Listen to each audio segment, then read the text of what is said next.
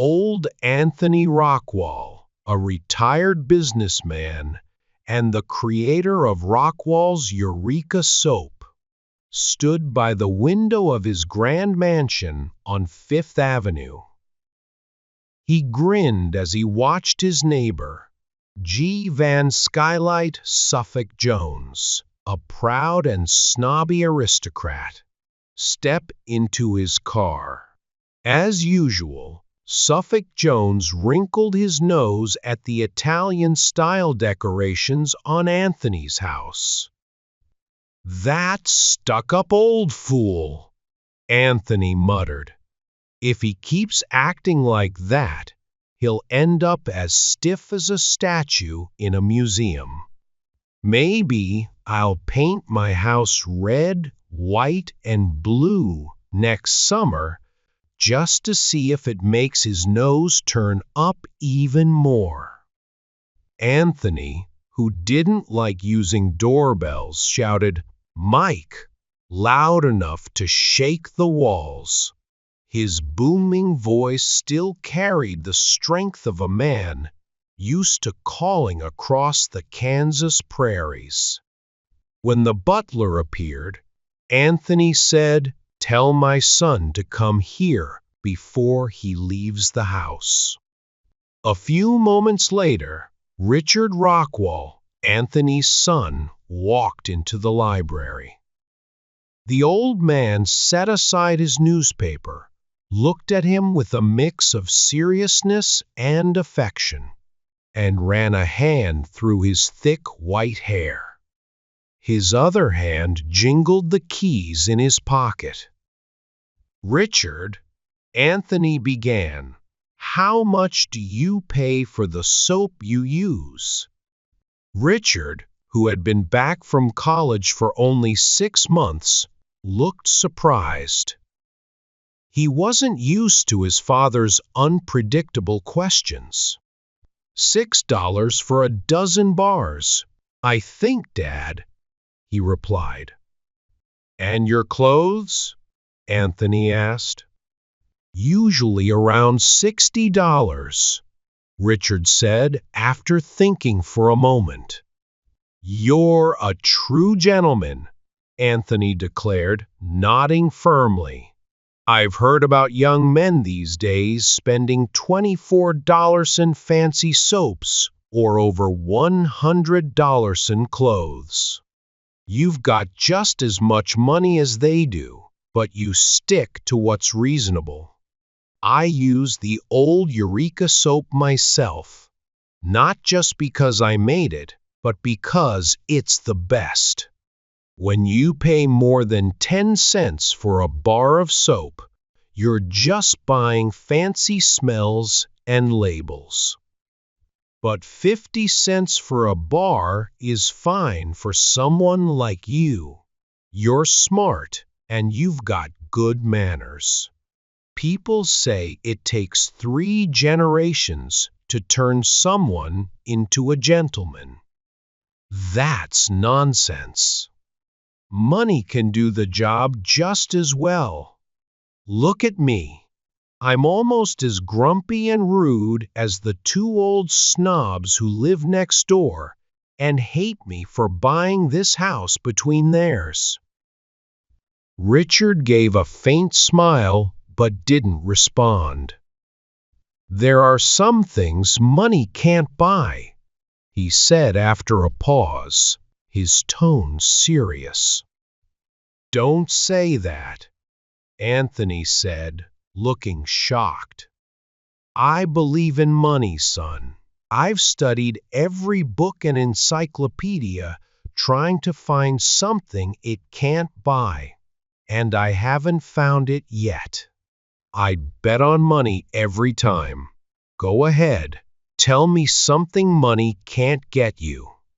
Richard hesitated, then replied with a bit of frustration.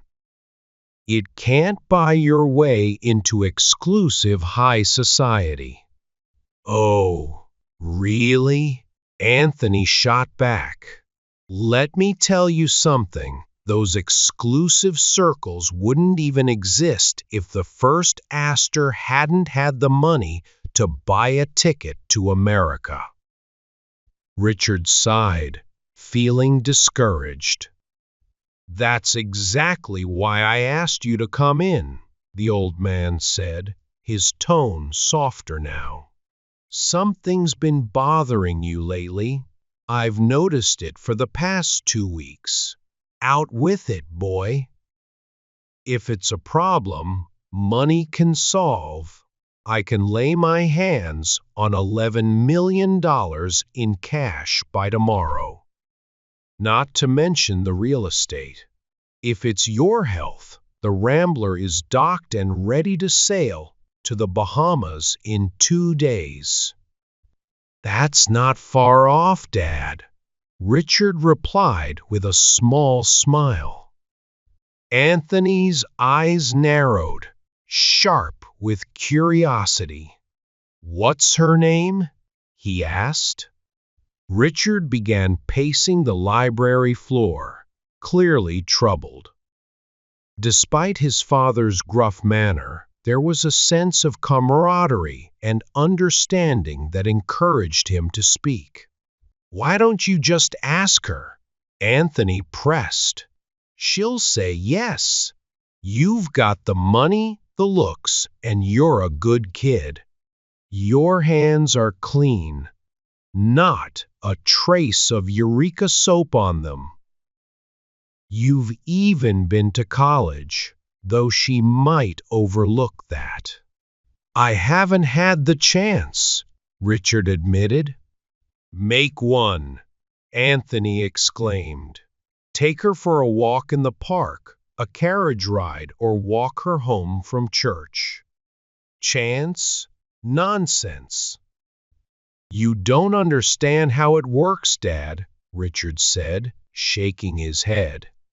"She's part of high society, where every minute of her day is planned in advance. I need her, Dad. Without her, this city will always feel like a swamp to me. But I can't just write to her. That's impossible." "Bah!" Anthony scoffed. "Are you telling me that with all the money I've earned, you can't find a couple of hours to spend with a girl?" "I waited too long," Richard admitted, frustration in his voice. "She's leaving for Europe the day after tomorrow, at noon, for 2 years. Tomorrow night is my only chance to see her alone, and even then it's barely a moment. She's staying with her aunt in Larchmont, and I can't go there. But I'm allowed to meet her at Grand Central Station when her train arrives at 8:30. From there, I'll drive her down Broadway to Wallack's Theater as fast as possible, where her mother and their friends will be waiting for us. How could I possibly tell her how I feel in those 6 or 8 minutes? And I'll have no chance at the theater or afterward. No, Dad, this is one problem your money can't fix. You can't buy time. If we could, rich people would live forever. I'll have no opportunity to talk to Miss Lantry before she sails." "All right, son," Anthony said with a smile, though his eyes twinkled mischievously. "Go on to your club, then. I'm just glad it's not your health. But don't forget to thank the god of money from time to time." "You say cash can't buy time? Maybe not eternity, but I've seen gold make Father Time stumble now and then." That evening, Anthony's sister, Aunt Ellen, came into the library where Anthony was reading his newspaper. She was gentle and sentimental, with a heart weighed down by the burdens of wealth. She sighed as she began talking about Richard's troubles. "He told me everything," Anthony said, yawning. "I offered him my bank account, but he turned it down. Said money couldn't help and that the rules of high society are unbreakable, even for billionaires." "Oh, Anthony," Aunt Ellen said with a sigh, "you put too much faith in money. Wealth means nothing when it comes to true love. Love is the strongest force of all."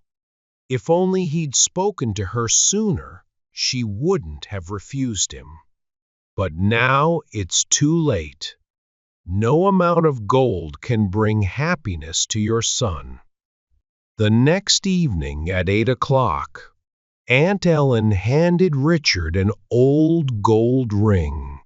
She had taken it from a dusty, worn-out jewelry box.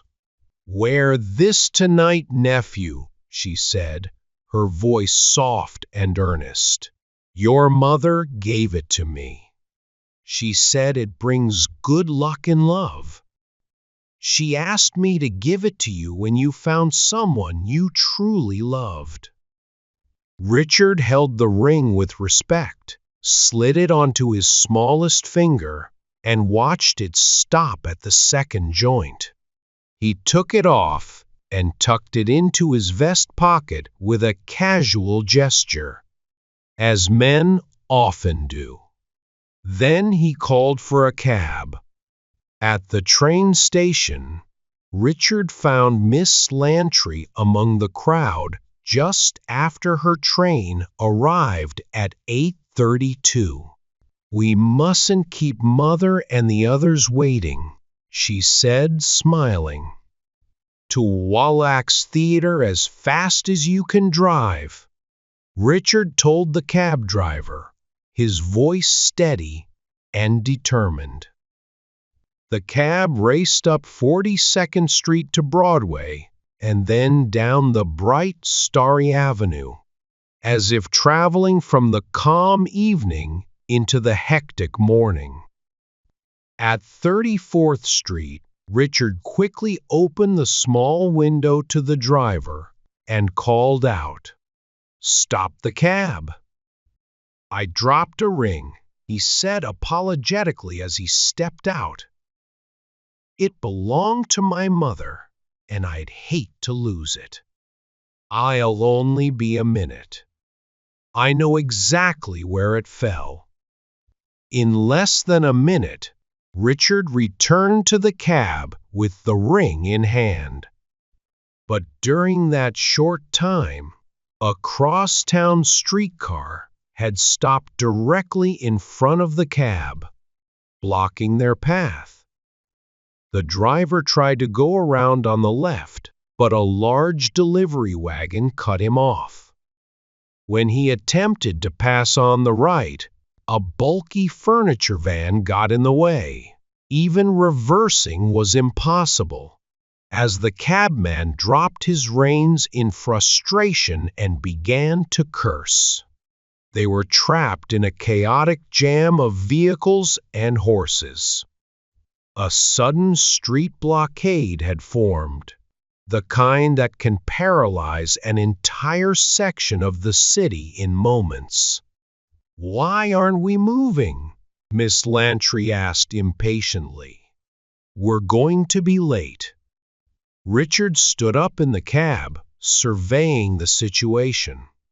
He saw a dense tangle of wagons, trucks, cabs, vans, and streetcars filling the intersection where Broadway, 6th Avenue, and 34th Street met. It was as if the entire traffic of Manhattan had converged at this single point. From every side street, more vehicles barreled into the mess, locking wheels and adding to the chaos. Drivers shouted angrily at each other, creating a deafening noise. Even the oldest residents watching from the sidewalks couldn't recall ever seeing such a massive traffic jam. "I'm really sorry," Richard said, sitting back down beside Miss Lantry. "It seems like we're stuck here. It'll probably take over an hour to untangle this mess. This is all my fault. If I hadn't dropped the ring." "Let me see the ring," Miss Lantry interrupted. She smiled and added, "Now that we can't change anything, I don't mind. Honestly, I think theaters are boring anyway." Later that night, at 11 o'clock, someone knocked softly on Anthony Rockwall's door. "Come in!" Anthony called out. He was lounging in a red dressing gown, deeply engrossed in a pirate adventure novel. It was Aunt Ellen, who entered looking like a kind, silver-haired angel left behind on Earth by accident. "They're engaged, Anthony," she said gently. "She's promised to marry Richard." On their way to the theater, they got caught in a street blockade. It took 2 hours for their cab to get free. She paused, her voice filled with emotion. "Oh, Anthony, don't boast about money anymore. A simple token of true love, a little ring that symbolizes endless and selfless affection, was what led Richard to find his happiness. He dropped it on the street and went to pick it up. That's when the blockade happened. And during those 2 hours, he confessed his feelings and won her love. Money means nothing compared to true love, Anthony. "Well," said Anthony, his tone light, "I'm glad the boy got what he wanted. I told him I'd spare no expense if—" "But, Brother Anthony," Aunt Ellen interrupted, "what could your money have done in this case?" "Sister," Anthony replied, still focused on his book, "I've got my pirate in a real mess right now. His ship has been sunk, and he's too smart to drown. Can I please finish this chapter?" The story could have ended here, as both you and I might wish, but truth often lies deeper than appearances. The next day, a man with rough red hands and a blue polka dot tie, who introduced himself as Kelly, arrived at Anthony Rockwall's house. He was immediately shown into the library. "Well," said Anthony, reaching for his checkbook, "that was quite a soap opera. Let's see, you had $5,000 in cash, right?" "I spent an extra $300 off my own," Kelly replied. "I had to go over budget. Most of the cabs and wagons cost $5 each, but the bigger trucks and 2 horse teams charged me $10. The streetcar operators wanted $10 too, and some of the fully loaded teams asked for $20. The police officers were the most expensive. 2 of them charged $50, and the rest wanted $20 or $25 each. But it all worked out perfectly, Mr. Rockwall. I'm just glad William A. Brady didn't see that street scene, or he'd die of jealousy. And to think we pulled it off without a single rehearsal. The traffic was completely locked up for 2 solid hours. Anthony tore off a check and handed it to Kelly. Here's $1,300. Your $1,000 plus the $300 you were owed. You don't dislike money, do you, Kelly? Me? Kelly laughed. I'd fight the man who invented poverty. Just as Kelly was leaving, Anthony stopped him. By the way, Kelly, you didn't happen to see a chubby little boy with no clothes on shooting arrows with a bow, did you? No, sir, Kelly replied, puzzled.